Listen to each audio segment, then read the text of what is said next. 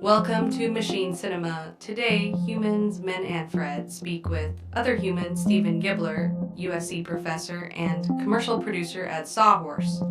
Gibler operates on both sides of the AI divide, advocating for its democratizing potential in his production work while navigating student resistance in his teaching. It's a conversation about creative access, institutional change, and finding constructive paths forward.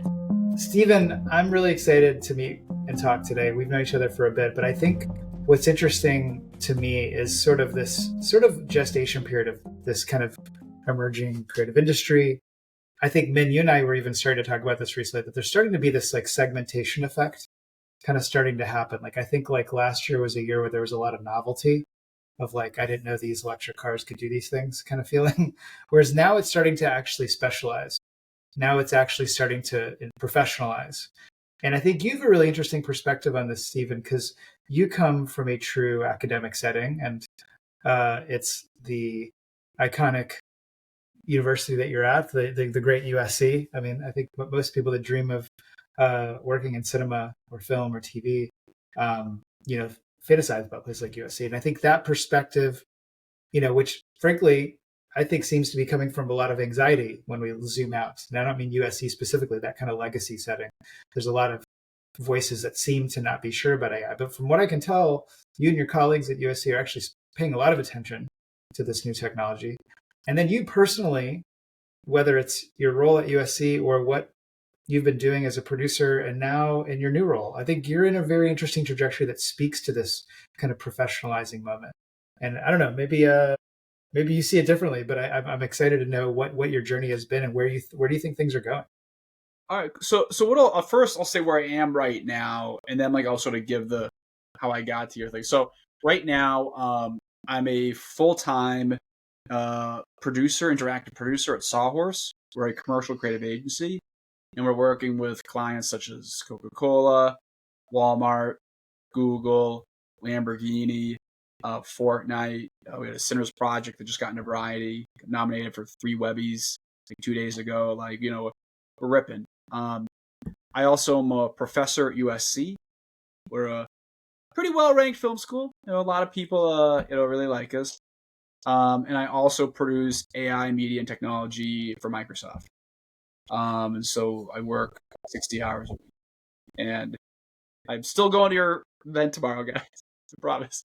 But how did I get here? I'll give sort of the briefer. I got into film because I believed in the power of storytelling to really transformationally change people. I was born with high functioning autism, and I remember watching just a lot of movies and TV shows, and I found that I learned so much about how people worked and how the world worked in a way that where movies, you're a participant, but you could participate and learn.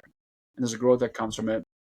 I also felt like so much of our reality is shaped by media, and that reality may not be right. And I want to tell stories about people in society that society thought were bad were actually good. And so that thesis, I came out to be a producer, to create, produced on 7 to 8 features.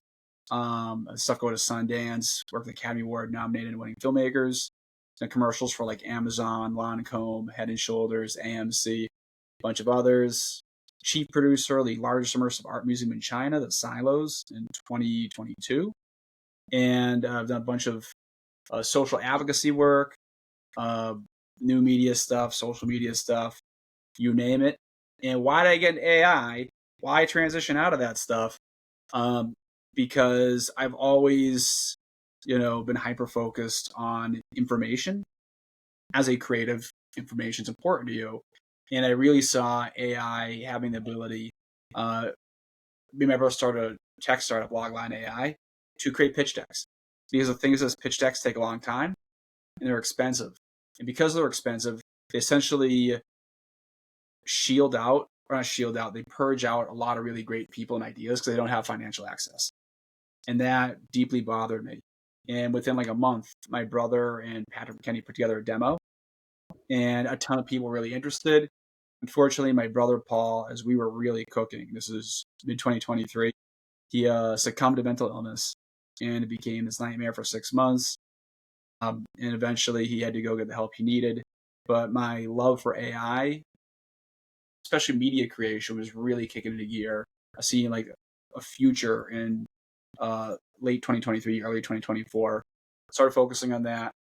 Got recognized. I mean, our startup line won the Spark Award. We got funding, but still fell apart. Then I got AI media. I had the fortune of working with the great Maddie Hong, and we got finalists for One Way Gym 48. You know, they say there's a bus driver and a bus passenger. Working with Maddie, yes, we're co-directors. She's the bus driver, folks. Anyone who hears this, let's not be fooled. Some producers like to take credit. No. Credit to her. And then because of that, my AI technology and media work, I just kept posting about it on LinkedIn. First feature produced with was Tiffany Gray. And Tiffany's the assistant head of interactive at Sawhorse. She's like, hey, you should talk to us specifically because about my AI posting. And that became the pull point that got me in. So for a lot of you who are listening to this, you're kind of wondering how things are happening. AI creates a prompt for people to engage with you. Again, AI focus, especially with the work Fred and Min are doing, and relationships. Good old fashioned, long running relationships, build trust, get you in. I know you both are doing amazing work with machine cinema, creating the foundation to build relationships and get a lot of really smart, creative, AI focused people hired. So that's my background. That's my relationship to you all. Like, I mean, were you in the middle of teaching when sort of AI became a thing that it was on your radar and was on students' radar? Not even was like teaching. I was like sending semi-wild text messages to Dean Daly in January of 2023. ChatGPT came out like November 2022. And I'm like, me and my brother, Paul's this meta Facebook engineer, incredible talent. Over that winter Christmas break, we're playing around with it. And I'm like, this is a huge deal because technology just always goes up. We never like reach a point where just like, all right, we plateaued. We'll never make the cell phone better. iPhone 2's to the end. You know, there's all, and so I saw where it was at, and I'm like, oh my gosh, this thing keep going. And Paul is starting to do programming on it, and I'm like, oh my gosh, this thing is starting to build itself out. I knew right away that this thing was going to be a huge deal for creative arts. Like, right I mean, I guess I know that we also want to think about the work and the producing work, which you almost seem to more identify with. But I think about like Ethan Malik, who's like Wharton professor and sort of does a lot of TED talking and a lot of thought leading. But he sort of talks about sort of how he was in the middle of teaching as these things sort of landed in his students' worlds. And I think a lot of people, I remember, were freaking out about plagiarism and the issues of like, what does this mean to be a student when you can just sort of ask the robot to do everything for you? I thought it was remarkable that he very quickly ran to where I think a lot of people are, is like, just tell everybody to use it for everything. Like, it's almost like skip to the end of this assumption of like, what do students do when they start fully engaging with this rather than starting to build guardrails around it? Did you similarly notice something happening to your students as these tools were reaching them, whether creatively or just the LLM effects? How did that sort of change? I think we hear how like the industry is responding. We hear how filmmakers are responding, and whether it's worries or bullishness. What was that sort of moment of like, this is this generation of people that are here for this moment? What was it like in your setting? Like, was it people that were like suddenly being empowered, or was it people that were like, I'm not sure what my professor is going to let me do here? What was it like? I'll walk you through it. January 2023, I'm like, I think every one of my classes I brought it up. Like, look, they're doing a Seinfeld episode of Real Time. Check this thing out. There's like all the new stuff that was coming out. I'm like, Sydney, like Bing thinks it's a thing and it's trapped. Do you know how serious this is? But I'm a filmmaker. I watch movies and I'm like, oh, this is how the movie starts. With AI. We're at the beginning of this thing. And they're all open to it. Eventually, half of the semester, they're like, all right, please shut up. And so, like, I'm like, all right, I'll sort of end it. But there's an open and interestness to it. And what ended up happening is they're all open and interested. And then the strikes happen. And you could see in real time the anti-AI sentiment really cranked. I mean, people like from end of April to by early June, like a sea change. As in, like, I was talking to this one writer on the beach about it, and just the way her body language was after that was completely different than how I was talking to writers beforehand. And that stayed that way all through the second half of 2023. So, like, in a weird way, while I was dealing with my brother and trying to take care of him, it was good because people were like ready to take you out. It was around December 2023 where I think the students started to kind of secretly reopen to it. And the way our USC syllabus works is that AI is only allowed if the professor allows it. And I always allow AI usage because I'm interested about what students want to do and create with AI. And so right now, students quietly use it.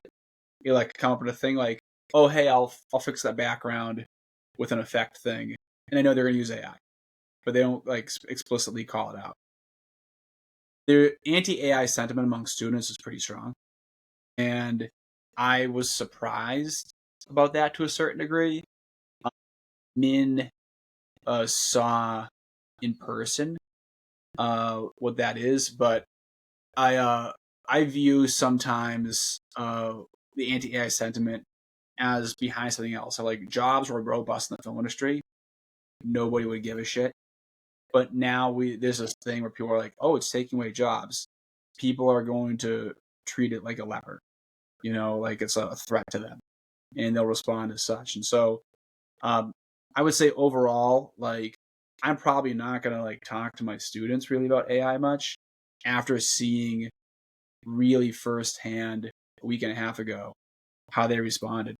I care for them, but I think we need some time as a society to figure this thing out. That's interesting. Wow. So even today, it still feels like it's a third rail. Are you referring to when I came through? Yeah. Because of how they are so. I mean, I experienced it with you, and I was you were there. Definitely surprised by. At one point, I was like, I can't remember what I said, but one student was like, how many great films were created by AI? She just kind of shouted it out. Like rhetorically. it came out 2 years ago. Like it made like it's been good for 6 months. Right. Like, yeah, it's kind of interesting that and I guess it's the strikes, it's the ideology, it's all these things that are just like converging. It's funny because I went to the Afro Animation conference last week also, and it was very open. I mean, Lucasfilm was there and Disney was there and all these other entities were there, but it was funny because the people who were there, the actors and the directors, etc., they were like very interested in learning. So it's such a weird, and the dialogue was like, why are you so resistant when I'm going to, these companies have been milking us for all this time. So why can't I milk them? Kind of was the sentiment. So it's kind of funny because that being in your class really caused me to ruminate a lot about the ideology and like, if I were to redo like coming into your class, what would I have said in response? To some of the things that they said, and like how would I have framed it differently? And I really felt like I wasn't expecting, to your point, I wasn't expecting that sentiment. And I also was like, shoot, like maybe I need to firm up some of these arguments that I got going on, What's interesting is that I did the same class. I had Maddie, I had Nem, and Rachel Victor Joy in October, second to last week, Monday of October in 2024. So a mere, was it 4 months? That class was completely different. Rachel Victor Joy will tell you it was the most easygoing, chill class ever. Right. And I think this is important for us as people who are focused on AI as filmmakers. That class last semester, I was a bit more chill. It was way bigger. Students would sit farther to the back, and a bunch of them were on their friggin' laptops, gang, surfing, whatever. But my mentality for that class was, listen, you got to choose what you focus on in this life. And if you just want to like half-ass it, like, they'll eventually get to you. This semester, I'm like, all right, I have to be more focused. They're more focused in general, and they're also right in front of us in this class. In that room, right? In that room, it's not like this Right. huge lecture hall where Right. like they could all sit at the back and they're disengaged. They were right there in front of us. So it's interesting because it's important for us because in our interaction with people for AI, they have thoughts running through their head and they will not engage or put out thoughts unless the physical nature potentially of where they are and the environment creates allowance for that. And also it just takes one person to set a line with what they say, and other people who don't know much can then engage in an emotional way or whatever. So it's actually useful to think about. We may have people who are like on the fence about AI or whatever, seeing whatever. People actually can have radically different thought processes about AI depending on the physical nature of the area. I mean, it's funny. I guess as a go ahead, sir.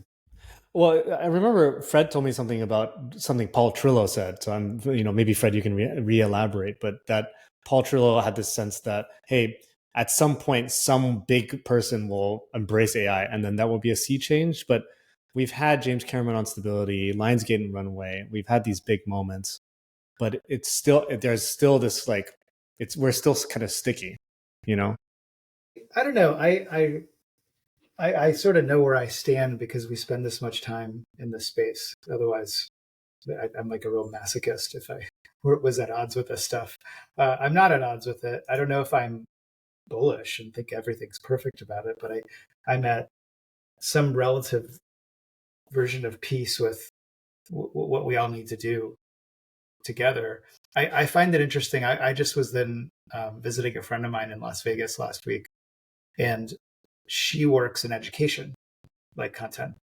And she has without getting too deep into a long pitch about her business, but basically they create very interesting STEM content and curriculum for public schools, totally unrelated to cinema, and they're doing this really interesting thing where they're using, and I'm going to screw it up. It's either Replica or Replicant. It's this technology that creates interactive avatars that are, they're not just conversational. They're like faces. They're like cartoon characters that you throw up on a screen and they interact with you.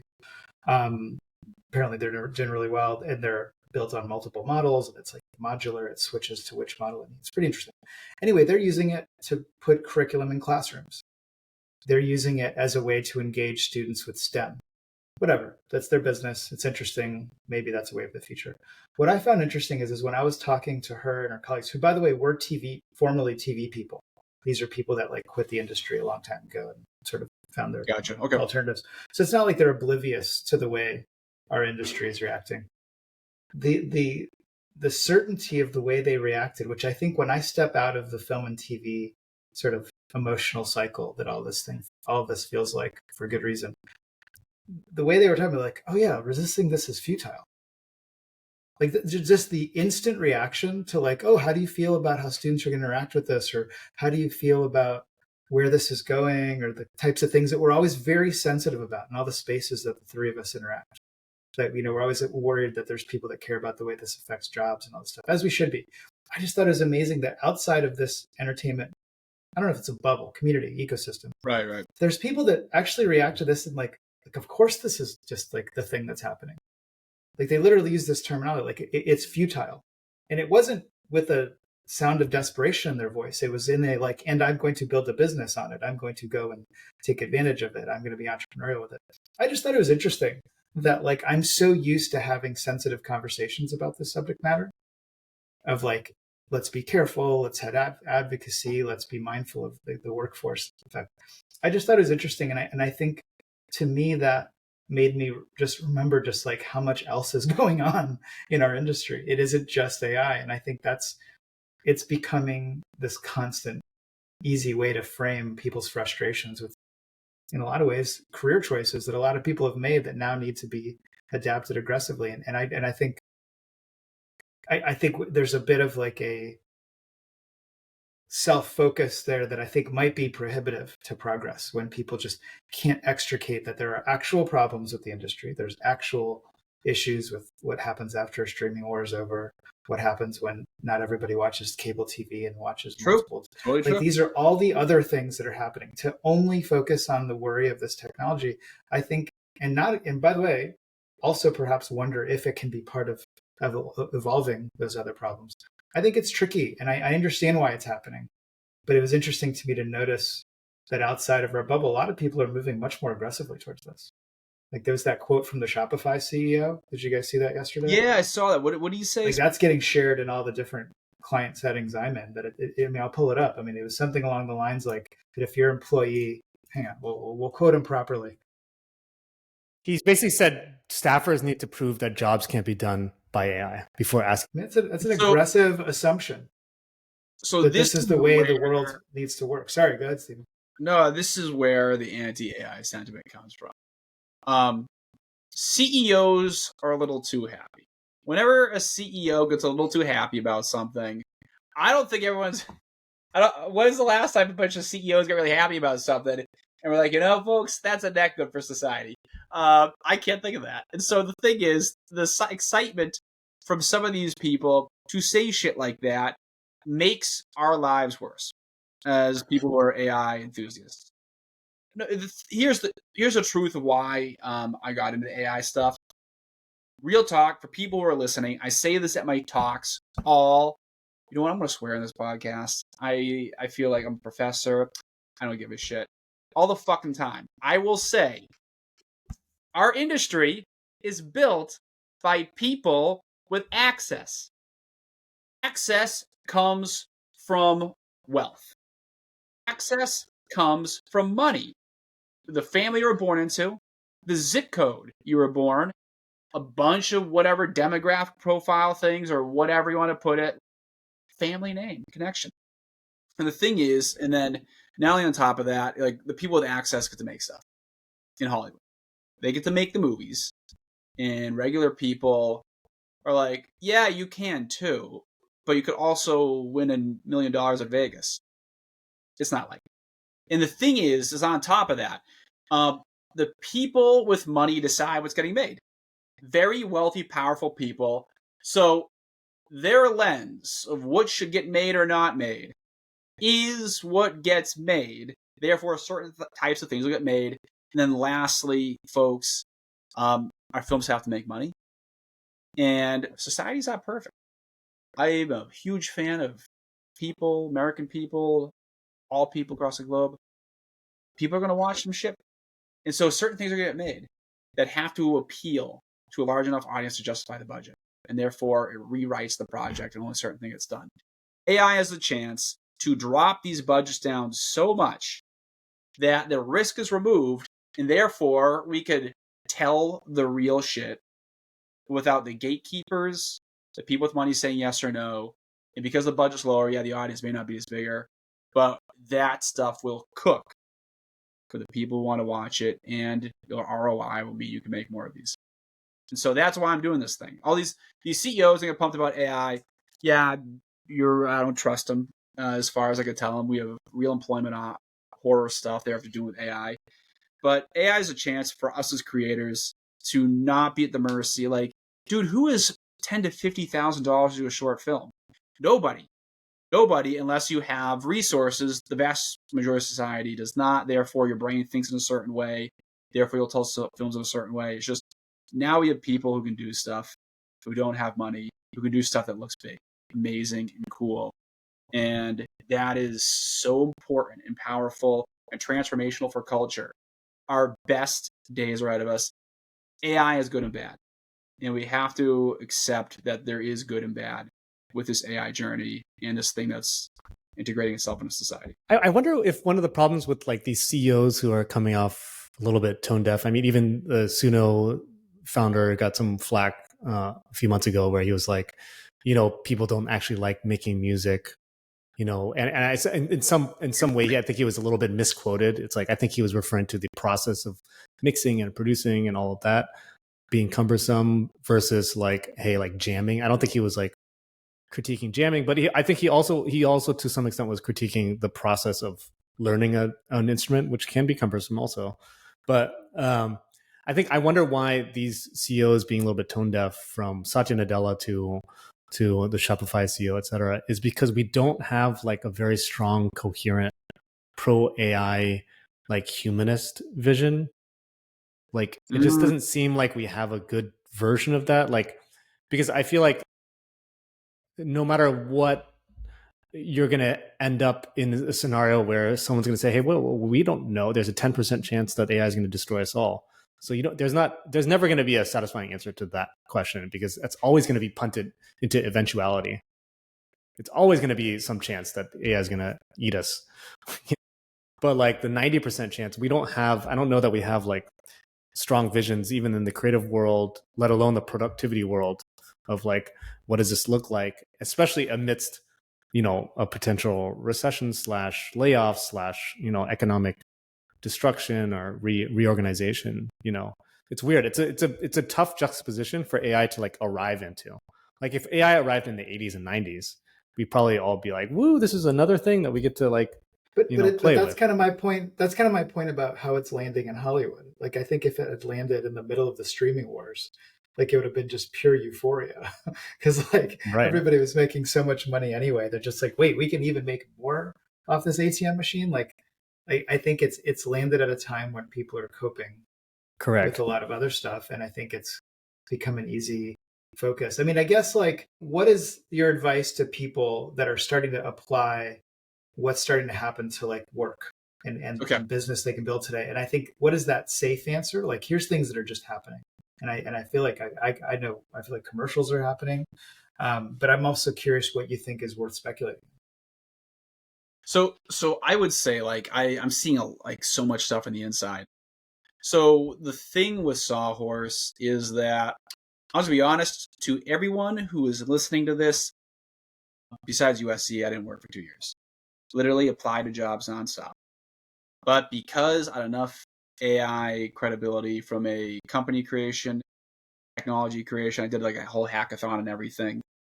And then from a media creation, I was able to reactivate those parts of my career, the producing stuff, which, as one of my mentors, Emma Tell, said, it's amazing that you're not getting work. There's a lot of reasons why, but which I disagree with. But that got me back in. And so for people who are interested in the AI stuff, hard press yourself into this. This is like the thing that gives you allowance to get into doors where others could not. And it's not, when I say hard press yourself, show up to the events and make shit. Whether it's me, so like Blacklight is a prime example of someone who makes shit, and it does two things. The stuff he directly makes is now popping off. 70,000 followers on TikTok is such a huge deal for the rest of your life, because we're in a creator economy that can't be replaced by AI. Be able to make stuff, that alone, like that creative is doing amazing stuff. And then of course Blacklight gets hired by other stuff because you hone the skill and you're making stuff. And like anyone who's listening to this, hard blast, just clear out time and make stuff. This is one of those times when you look back and you're like, damn, I wish I made a bunch more stuff, or like engage, because people just open doors. If you have like AI creation, Chris Gwynn, that's a Microsoft project. This is the other thing for people who are interested in like transitioning your career. You don't have to have really any career to give allowance into this stuff. I produce, and so luckily that does help me out. If you want to call yourself a producer and just like help manage people, like do stuff they don't want to do for AI creators, and you can do that. That's the best way to get in. Find people here and say, all right, want me to get dinner for you? Want me to like handle shit? Want me to like make these calls? Like do like whatever stuff so they can just focus on AI media creation. You can be a producer too, just like me. Chris, literally in the Machine Cinema chat, was like, hey, this big company I need help with. And this is like early February, and I'm still just, in Sawhorse. I'm becoming more full time. I don't trust anything. So I'm like DMing Chris, yeah, let me help you out. Who knows, it's fucking Microsoft. If they give us a 6-figure budget for R&D to create AI media and technology. But again, because I leverage the other stuff, I had the credibility for Chris. What does Chris do to get hired? Get this, folks. Chris would just make stuff and put it on Instagram. And someone at Microsoft saw his Instagram account, was like, oh, that's cool. DMs him. And Chris had done a bunch of graphic design for some major labels, so that served as a quality confirmer that he can work with a major company like Microsoft. But that was it. Like, people are getting DM'd at Sawhorse, we're like thinking about DMing people and like reaching out and being like, who's good and whatnot. And they'll talk to me and they're like, hey, Steven, who do you think's good? Who do you know? Because I probably know the most of the AI community of anyone there. But like, if you're trying to get in, gang, the AI thing absolutely accelerates whatever your current career was and allows you to transition. I can't. No. Here's my question for you with that. Like, how finite is that? Like, how, or infinite? Like right now, I know that we're in a weird spot where, let's say, Runway gets like 10,000 submissions. Project Odyssey gets like 5,000 submissions out of, let's say like 20 million people I saw today on Korea, probably 20 million people in the Midjourney Discord. So let's say that there's maybe 30 million people worldwide who are using AI tools for creative things, or maybe 40 million, even 50 million, let's say.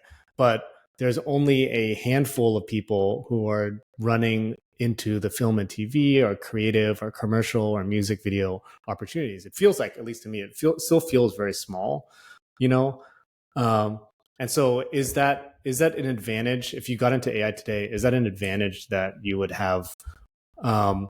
And then, fast forward to next year or the year after, are there more opportunities like that because the ecosystem has shifted in the direction of where we all hope it to be? Or is it still as finite as do you know what I mean? As it is today? Like, or is it that every organization that touches anything that is creative is like, we need to have an in-house AI person, This is legit a really good question, because you made me, as you're asking it, have one answer in my head, and then my answer shifted somewhere else when you kept going. Like, so that was a really legit good question. As I said, the best time to plant a tree was 20 years ago. The second best time to plant it now. And so for the AI people, no joke, here's the thing. I really do believe that after seeing what Flow did, where they did that in Blender, for $3.5 million, they made $20 million. A Romanian team. What's their big connection, gang? Who do they know? Like, what's major studio and whatever? They cooked. And not only that, they made a ton of money where they can do a bunch of things now. And AI is going to be a blockbuster for animation. And how many AI animated features have there been? 0. But like in 2 years, we're going to be like, wow, some really good stuff got made. Like Japanese anime in the 90s, like adult focused, really edgy, thought provoking, stylistically cool. So like, if you want to get into AI media stuff, like folks, like this is the next 2 years, you're about to see some shit, like some awesome shit. So like, get the fuck in now. As for like the AI community, I do think you're a little behind getting into AI community right now. Like, we've all kind of known each other for quite a bit in a bunch of ways. Weirdly, like, I think it was September, man, when we first met, and I feel like maybe it was earlier. It could have been early, but like, we probably saw each other in like associated circles. It still feels like a really long time. And so like, for people trying to get in, it's tough because like, I have like psychological connections with people like you, Nem, Maddie, Jay, Brian, Wax, like Verena. Like, I like, in my mind, these are people that are real people who are making stuff, and there's a trust factor I have with them. Like, they get it, because like, it's one thing to like, if you take a picture of a train, that's cool, you took a picture of a train. But if you've been taking pictures of that train for a while now, you know that train's going. You know where it came from. And there's an intuitive relationship with that movement of where something's going that I know that you all have, because you've been doing this for a while, and you have that feel for how it's going to go that other people who are just like hopping in don't. So I think people are behind if they just jump into the AI community. But they should, if you want to do this thing, do it now. What's interesting because go ahead, sir. Go ahead. I was just going to remark on that like, I think there's I'm old enough to have been through things that resemble cycles of like when something was novel. And there's sort of these early days where there's some kind of idea of first adopters, first movers, and there's things like advantages that come from that. But I think like the thing that I still feel, just because also it's not like AI is done. Like, there's still like more things that we haven't fully realized what else it could do. There's the agentic stuff from this year, the model core protocol stuff that seems to be popping off. Like, there's still things that we haven't fully processed. But I think that like early days of these cycles, there's these sort of head slapper moments of like, there's just this wave of obvious ideas that like there's still a lot of them just sitting around that a lot of people like that's sort of where I point to people that feel like they maybe missed some like early boat, is I still think there's a lot of room to now start building on these new assumptions. And I think there's a lot of things that like a year from now are going to be like, oh my God, that was the most obvious idea. Like, oh my God, that was, Yes. And I don't just mean like a creative idea for a movie or a creative idea for a series. I just mean like products and experiences and businesses that are going to feel so obvious. And I that's to me the entrepreneurial bug I feel being in the space right now is that energy feels very present to me. I mean, I wonder if this is going to happen globally, you know, and to what extent is it going to happen globally, and to what extent is Hollywood threatened by that? You know, like I don't see it so much yet. I see it here and there, Tokyo, Seoul. Don't see it coming out of India. Don't see it coming out of like South America or Africa or Europe, even. It's a little bit here and there. But I feel like we're careening towards a place where like a version of machine cinema can exist in any of these places, right? A community of AI creators is bound to happen in every place in the world if it gets cheap enough, if it gets fast enough, if it gets accessible enough, right? And I don't know what that looks like, and I don't know if there's also subsequently a demand for that AI content. That would be my theory, is that that's what would happen. Like there would be an agency in Cape Town, South Africa, that wants to do, you know, something over there, and then you have, you know, I don't know, like everywhere in the world, right? In Beijing, in Mumbai, and wherever, that you have an increase of demand for a certain type of content from a growing crop of creators. But I don't know if that's going to happen. Like, I don't know if there's money in that, or if it just becomes noisy and cheap. I'm optimistic that storytelling is still very defensible, because I think it's really hard to have taste. I think it's really hard to tell a really good story that touches people in a certain way. And so I feel like that's fairly defensible to a certain extent, you know, and there's going to be people willing to pay for at least that element that is human, that isn't, but is AI enabled, right? Yeah. I'm trying to think about what you're saying. So you're kind of wondering, is there going to be like versions of machine cinema with a lot of AI creators popping up from places like South Africa to, you know, Chile, you know, India. Yeah. This is like a real, I want to agree. I think they're just going to be behind, because the cost factors that they're dealing with, like Kling's like $728 for the year, and like that's different for us than it is for another country, right? And I still think they're still like a money valuation thing, but it makes things easier. I am curious though, because the thing is that I think we're going to have people in other countries sell stuff to America. I'm curious like what the charge rates are going to be for other countries, because, you know, it's tougher to make $1 million in another country versus the US. We still have the highest median salary in the world from any nation, like literally beating like Liechtenstein, which is like a micro country, even Dubai. And there'll be people that will make stuff for the American audience. We already see social media creators who are not in America cater to our politics, our culture, and whatnot, because the money that they're getting is way more powerful for them than it is for us, but because it's a USD and US essentially payout numbers. So I actually think we're going to see a lot of real, you know, America's used to making culture that goes outwards, but we're going to have essentially potentially culture coming inwards in a perception of what's interesting to us and what we like.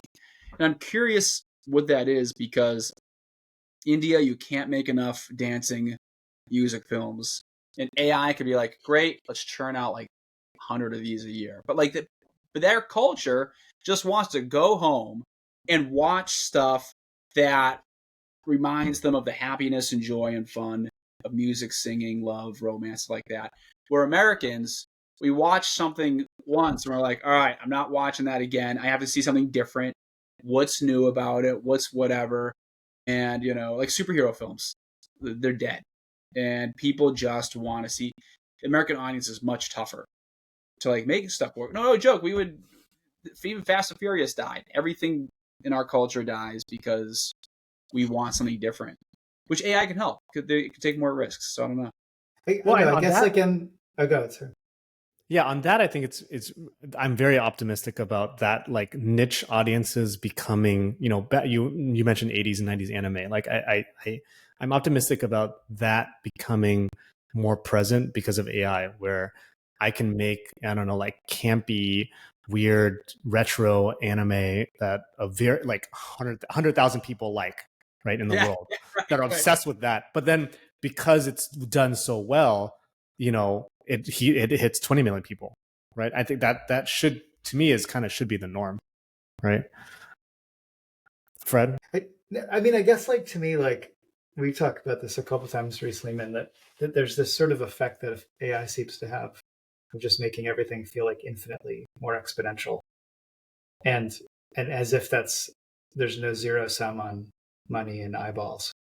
And I guess like where I sometimes question this sort of rosy thesis that more begets more is like we just lived through the streaming wars, of which there was, it was called peak TV, which means there was a lot of it, and there was by most accounts too much of it. And I think it became a running joke that most of us couldn't even figure out what channel a show was on, or we would hear about shows that we were supposed to watch, and most of them were very good because there was a lot of money being thrown at it and there's a lot of talent being thrown at it, and that didn't equal like a better consumer experience. I don't know if anybody misses it.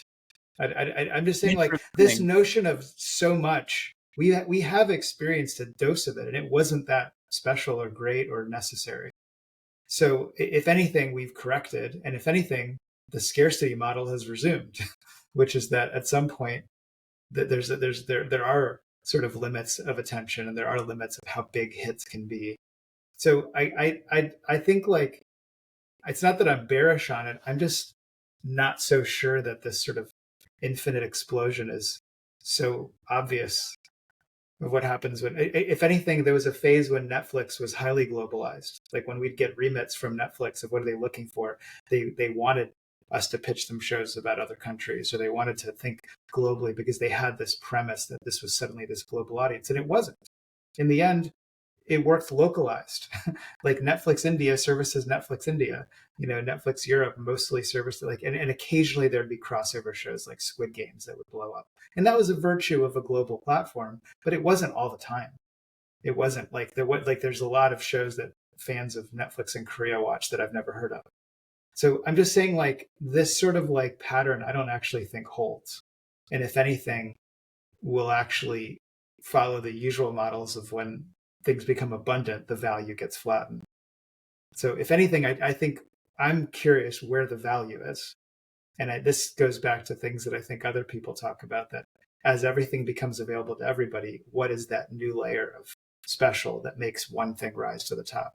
Like, what is that new level of talent, or what is that new level of ability that is probably accelerated by AI, that is probably given new lifeblood? So it still puts AI in the center. I'm just really dubious of this sort of growth model that as if we didn't just live through a stage of abundance and it didn't go that well. Well, I don't know if I buy it, Fred.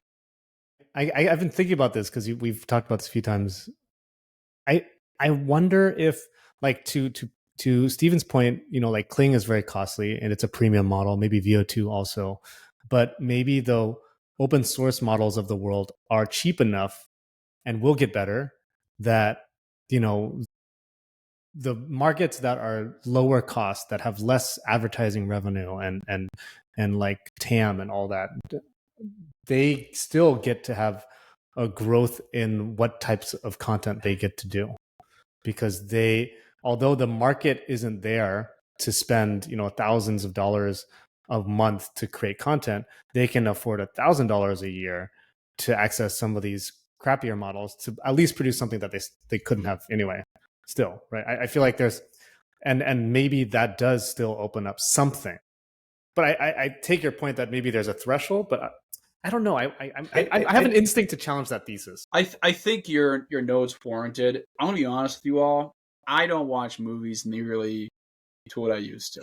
movies kept finding a way to have this sort of cultural relevance, even during like the 2010s. I think we underestimate how much the superhero film, Marvel specifically, anchored every other film. It felt like you should show up, and that like there were stakes that, even for films that weren't Marvel, like the stakes were end of existence, as always. But like you'd show up, and because enough people were showing up, it created this momentum to show up. Every people were like, "Oh, I got to see this movie." Everyone else is seeing it. And, like the momentum pulled people into theaters. Now like, we have cell phones, folks, and there's really no momentum. And so like, what gets people to watch this AI stuff? And I'm not answering your question as direct as I want to, but I think in my mind, we just underestimate how we're in a filmmaker environment, and YouTube does astronomical numbers. As in, like, you'll see the charts of all these platforms. Well, it's bigger than Netflix. It's the only thing bigger than Netflix. Like, and I think AI is going to do.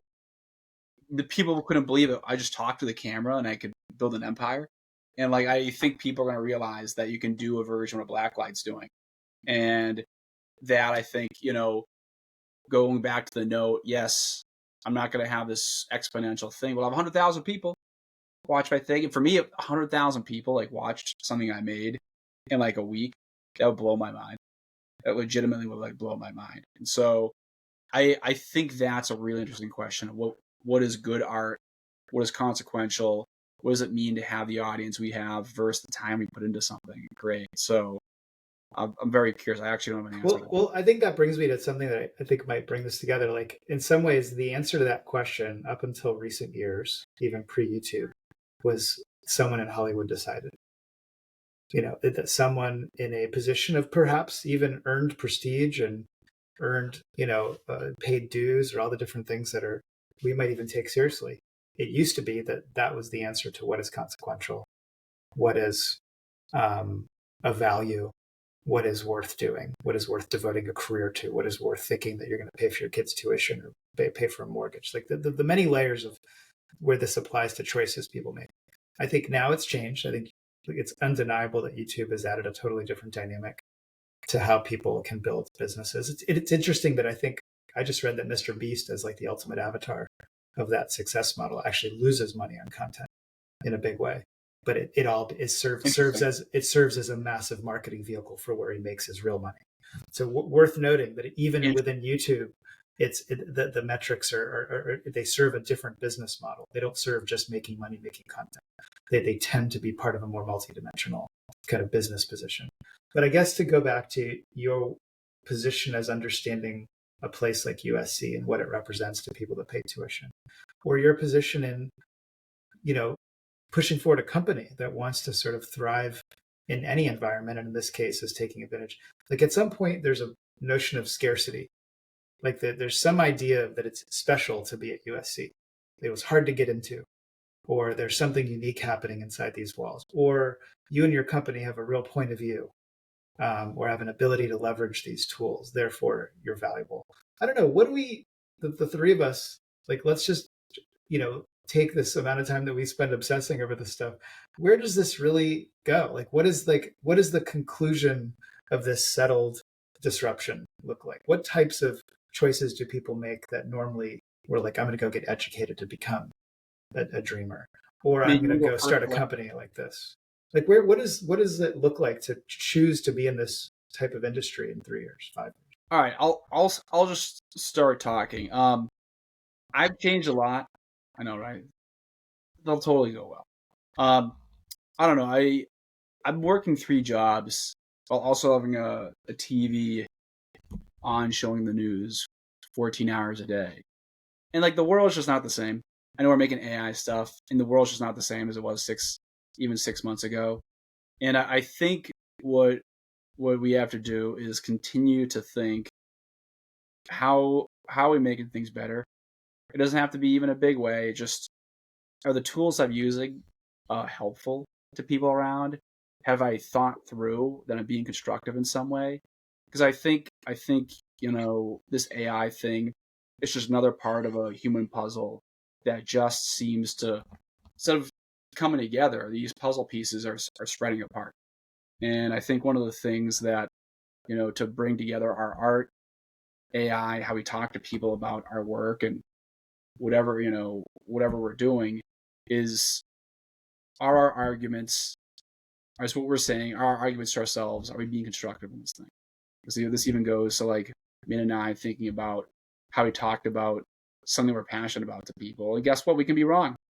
I may wake up one day and be like, yeah, this isn't right for me. I could go full Oppenheimer or whatever, even though I've clearly none of the talent or responsibility.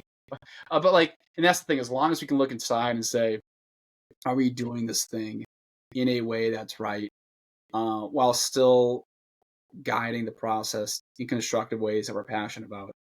That's got to be what we do. I think that's how we like tie all this stuff together. What do you think, man? What is the? I disagree with everything Stephen just said. I think that was completely wrong. Yeah, offensive even. Just it was bad. To restate the question, like, what if this is a stage of disruption? What's on the other side of disruption? What are we probably building towards?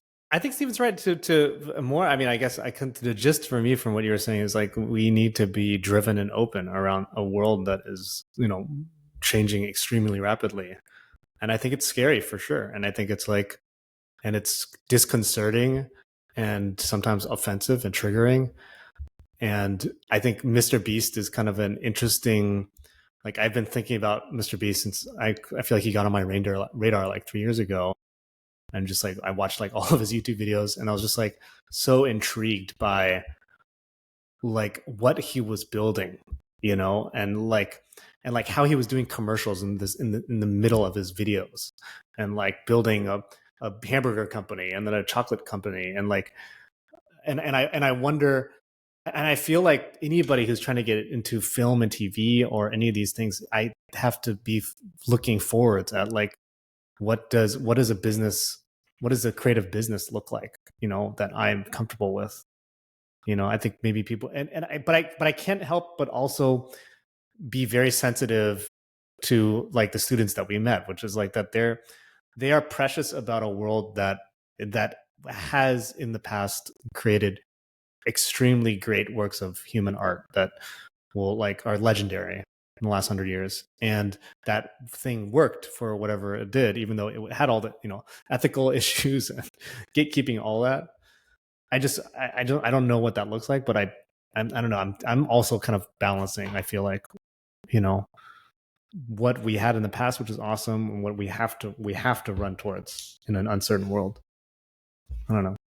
Yeah, I care for them, and I think it's tough. I think it's tough because I want to make sure that they're okay and they're helped out in that balance point. It's really not easy.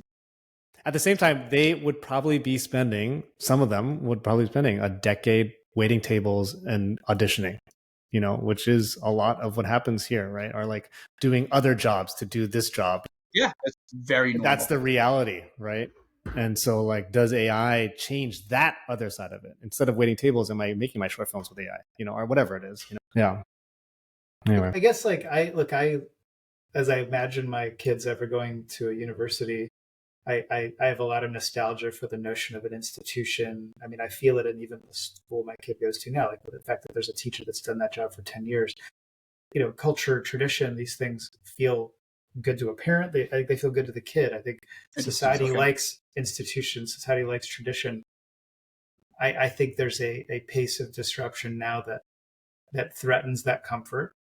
I wonder if, and I think education, besides what presidents are doing to it at a high level, just it has felt overdue a major shift of like, how do people learn in modern environments? It doesn't feel like the way they've been built for the last 100 years to me.